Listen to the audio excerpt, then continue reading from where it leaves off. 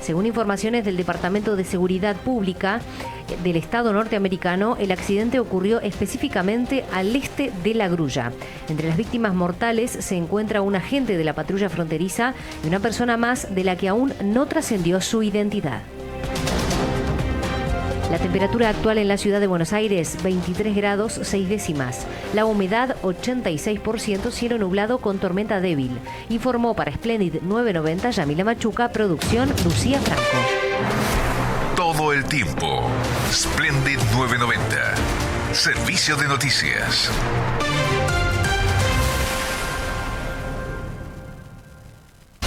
Para más información, ingresa a noticiasargentina.com. Desde Buenos Aires, Argentina, Splendid 990. Siempre de tu lado.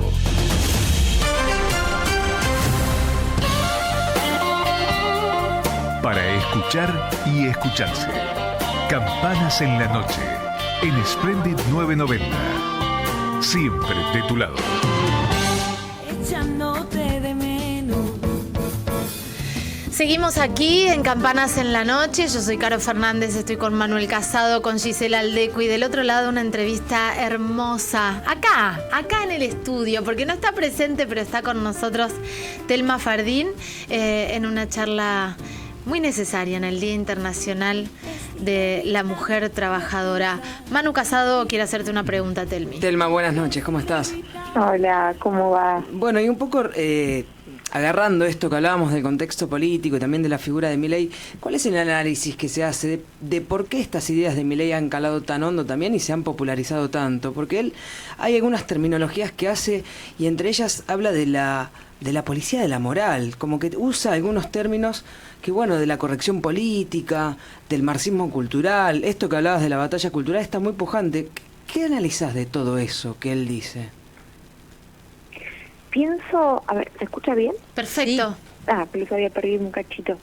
Pienso que esta construcción viene hace rato en cuanto a comenzamos a avanzar en la revolución feminista. Automáticamente hubo una organización que tomó la fuerza como reacción a lo nuestro, y entiendo que ese armado tiene muchísimas aristas, no es solamente lo que se atreve a decir o lo que se atreve a hacer, como esta gestualidad de este día, quitar el salón de las mujeres, sino que fue por un camino que quizás, y esto no sé si corresponde que hagamos la autocrítica. Viste que hay como una exigencia de que el feminismo haga la autocrítica de por qué se vino este backlash.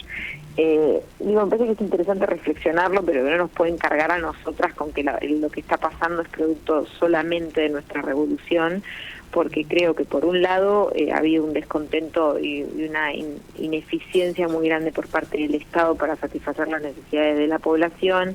Así también es que dejaron muy expuestos, por ejemplo, ministerios como el Ministerio de las Mujeres y las Diversidades, no dándole dinero. Entonces teníamos un ministerio, pero lo que no se sabía era que no tenía caja, entonces se las criticaba porque no podían hacer o tomar acciones concretas públicamente en casos porque no tenían dinero, y esto era algo que no se decía. Entonces también hay que ver de qué manera la política usó a los feminismos y los expuso para que ahora sean como el batallón, la proa, ¿no? que choca de frente. Entonces me parece que en toda esa construcción también han quedado huérfanos, como decía antes, muchos varones, y esa construcción permitió que en una época donde los varones sobre todo desean mucho irse de los lazos sociales materiales, lamentablemente se nos están yendo los pibes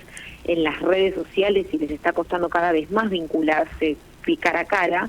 Entonces ahí hicieron un trabajo muy minucioso que muchos dejamos de lado por una cuestión generacional, porque no nos dimos cuenta que ahí era donde se estaban dando los discursos. Y hoy, si ves, estoy resumiendo mucho, pero si ves el tono en el que nos tratamos los seres humanos en este país, sí, tiene mucho que ver con cómo se corrió la vara de lo decible y lo que eso no percibido como violento. hay en esa lógica de correr por completo la vara de lo que es o no violento, también la posibilidad de que se naturalicen más todo tipo de violencia. Las violencias que se aplican a través de medidas del Estado, que como todo está tan naturalizado, entonces que te vayas a dormir sin comer, bueno, no es tan grave.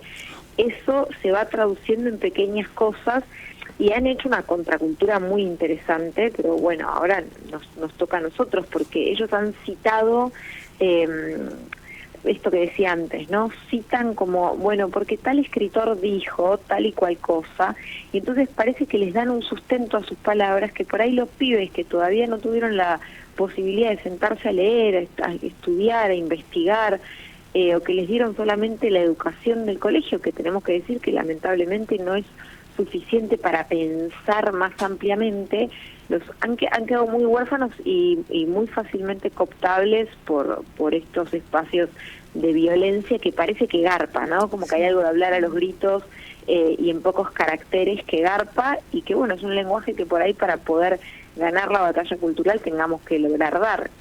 Es reinteresante esto que estás diciendo, porque quedamos perdidos frente a tanta violencia. Además, la violencia por parte de los voceros y del propio presidente, llamando asesinas a las feministas o a las personas que están a favor de la interrupción voluntaria del embarazo, que además ya es ley, pero digo, todas estas cosas, hay una violencia que las mujeres y diversidades sufrimos, y las mujeres y diversidades que están expuestas sufren muchísimo más.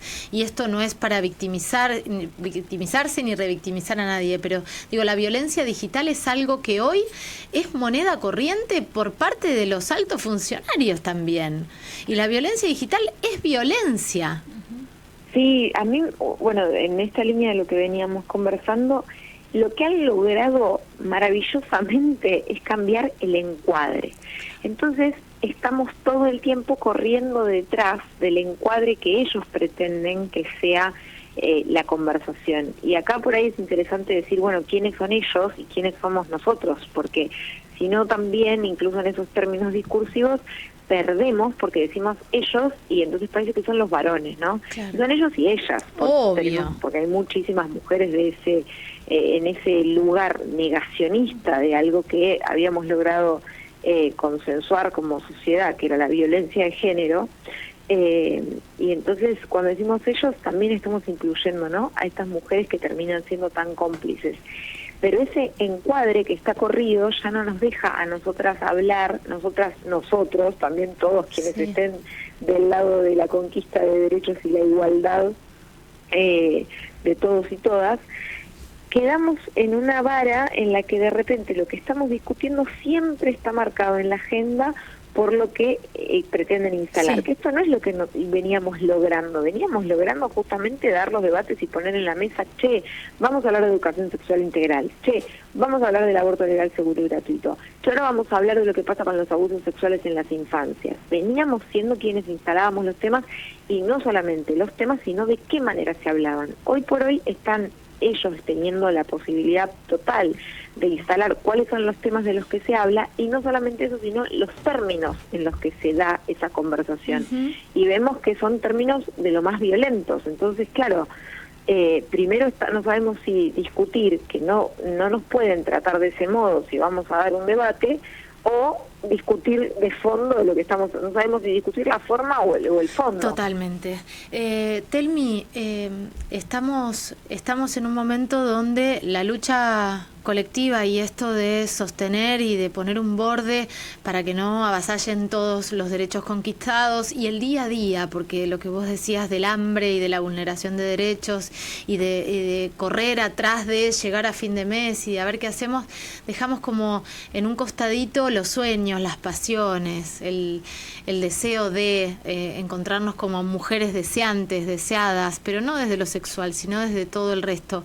¿Qué sentís que en todo este recorrido, porque te escuchamos y estamos maravillados y nos quedaríamos horas escuchándote en relación a lo que está pasando y este panorama tan rico que estás dando, pero qué quedó en el camino? ¿Qué parte de Telma quisieras recuperar? Digo, ¿qué pedazo del alma quedó ahí que vos decís, la tengo que traer, quiero abrazar este pedazo? Y hoy hoy justo hablaba con mi novio y algo que yo tenía mucho más a mano en mis sueños, que era contar historias que yo podía imaginar, ¿no? Y hay algo que todos estos años, la realidad concreta, material, la del dolor, la que nos atraviesa desde un lugar más de la miseria de la humanidad, me llevó como a aterrizar mucho y a poder dejar de soñar, ¿no? Con ese contar historias de un lugar que provinieran de un lugar distinto que no sea lo terrenal.